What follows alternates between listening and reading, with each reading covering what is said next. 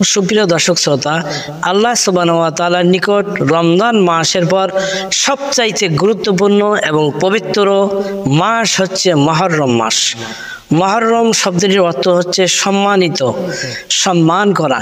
এই মাসকে সম্মান করার জন্য রাসূলুল্লাহ সাল্লাল্লাহু আলাইহি সাল্লাম তিনি উম্মতের প্রতি বেশি বেশি করে গুরুত্ব আরোপ করেছেন এবং উম্মতদেরকে বেশি বেশি তিনি উৎসাহিত করেছেন যে এই মুহররম মাসকে অবশ্যই সম্মান করতে হবে।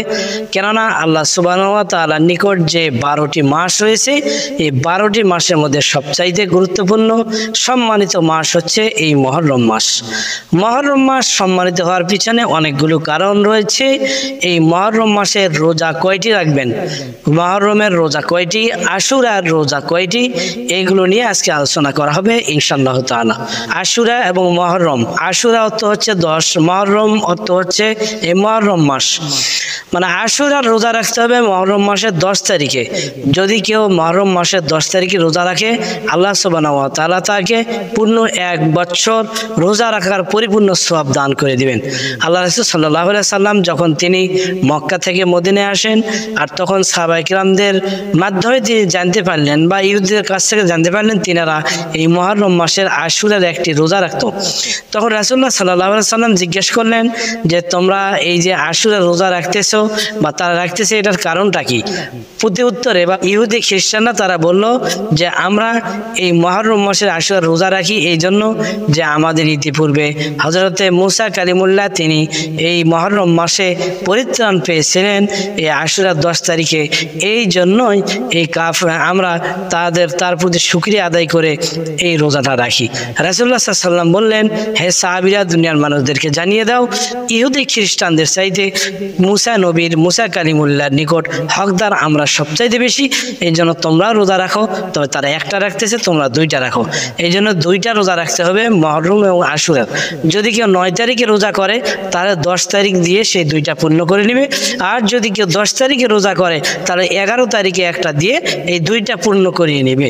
এই মাসের সওয়াব এতই গুরুত্বপূর্ণ, এই মুহররম মাসের রোজাটা এত গুরুত্বপূর্ণ, এত ফজিলতপূর্ণ। আল্লাহ রাসূল সাল্লাল্লাহু আলাইহি ওয়াসাল্লাম অন্য কোনো মাসে একমাত্র রমজান ছাড়া এই মুহররম মাসের মতো কোনো অবস্থায় তিনি গুরুত্ব দিতেন না। রাসূলুল্লাহ সাল্লাল্লাহু আলাইহি সাল্লামের জীবনে বহুত ঘটনা এই মুহররম মাসে ঘটে গিয়েছে। আদম আলাইহিস সালামের দোয়া কবুল করেছিলেন মহান আল্লাহ তাআলা এই মুহররমের এই আশুরার মুহররম মাসে। এরপর মুসা আলাইহিস সালামকে সেই ফেরাউনের হাত থেকে তিনি বাঁচিয়েছিলেন এই মুহররম মাসে। হযরতে ঈসা রূহুল্লাহকে তিনাকে বাঁচিয়েছিলেন শত্রুর হাত থেকে এই মুহররম মাসে। হযরত ইউনূস নবীকে তিনাকে মাছের পেট থেকে মুক্তি দিয়েছিলেন এই মুহররম মাসে। ইব্রাহিম খলিলুল্লাহ তিনাকে অগ্নিকুণ্ড থেকে মুক্তি দান করিয়েছিলেন এই মুহররম মাসে। এরপরে হযরতে আইয়ুব আলাইহিস সালাম তিনার রোগ মুক্তি হয়েছিল এই মুহররম মাসে। হযরত জাকারিয়া আলাইহিস সালাম তিনি আল্লাহ সুবহানাহু ওয়া তাআলার জান্নাতে চলে গেছেন এই মুহররম মাসে। এইরকম ভাবে রাসূলুল্লাহ সাল্লাল্লাহু আলাইহি সাল্লামের দৌহিত্র নাতি 2জন সম্মানিত নাতি ইমাম হাসান এবং হুসাইন সহ কারবালার প্রান্তরে অসংখ্য ইসলামের জন্য সাহাবায়ে কিরাম রাদিয়াল্লাহু তাআলা আজমাইন, মহিলা পুরুষ, তিনারা জীবন দিয়ে গেছেন, শির সন্তান পর্যন্ত জীবন দিয়ে গেছেন এই মুহররম মাসে। সুপ্রিয় দর্শক শ্রোতা, তাই এই মুহররম মাসে অত্যন্ত গুরুত্ব ফজিলত। এই মুহররম মাসে 10 তারিখে আশুরা যখন আসবে তখন আমরা বিশেষ করে আল্লাহ তাআলার নিকট দোয়া করব, রোজা রাখব। আর এর জন্য আমরা মাতন আতশবাদী বিভিন্ন ধরনের অনিসলামিক কার্যক্রম, শিরিক, এইগুলোতে যেন আমরা লিপ্ত না হই। কেননা যদি কেউ শিরিকে লিপ্ত হয় মহান আল্লাহ তাআলা ওই ব্যক্তিকে মাফ করে দিবেন না। এই জন্য অত্যন্ত সাবধান, মুসলমানদেরকে সাবধানে চলতে হবে যে আমাদের জীবনের শিরিক যেন অন্তত এই মুহররম মাসের যে কোনো ইবাদতকে কেন্দ্র করে বা যে কোনো ঘটনায় কেন্দ্র করে শিরিক যেন আমাদের মধ্যে প্রবেশ করতে না পারে। এই শিরিক থেকে আমরা বেঁচে থাকার খুব চেষ্টা করব। কেননা শিরিক যখন আমরা এর মধ্যে যদি ভুল করবে, শিরকের মধ্যে ঢুকে যায়, তখন আল্লাহ তাআলা আমাদেরকে কোনো অবস্থাতেই ক্ষমা করবেন না। তাই মহান আল্লাহ তাআলা এই মুহররম মাসের অন্তত 2-1টা রোজা আমাদেরকে করার তৌফিক দান করুন। বিশেষ করে আপনারা 2টা রোজা রাখবেন। আমরা আজকে আলোচনা থেকে বুঝতে পারলাম রাসূলুল্লাহ সাল্লাল্লাহু আলাইহি ওয়াসাল্লাম বলেছেন ইহুদি খ্রিস্টানদের তাদের বিরুদ্ধাচরণ করতে তাদের সঙ্গে যেন কোনো মিল না থাকে।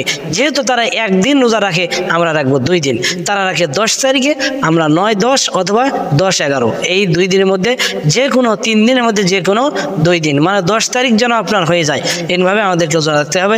আল্লাহ সুবহানাহু ওয়া তাআলা আমাদের সবাইকে তৌফিক দান করুন। ওয়া আখির দাওয়ানা আলহামদুলিল্লাহি রাব্বিল আলামিন। আসসালামু আলাইকুম ওয়া রাহমাতুল্লাহি ওয়া বারাকাতুহু।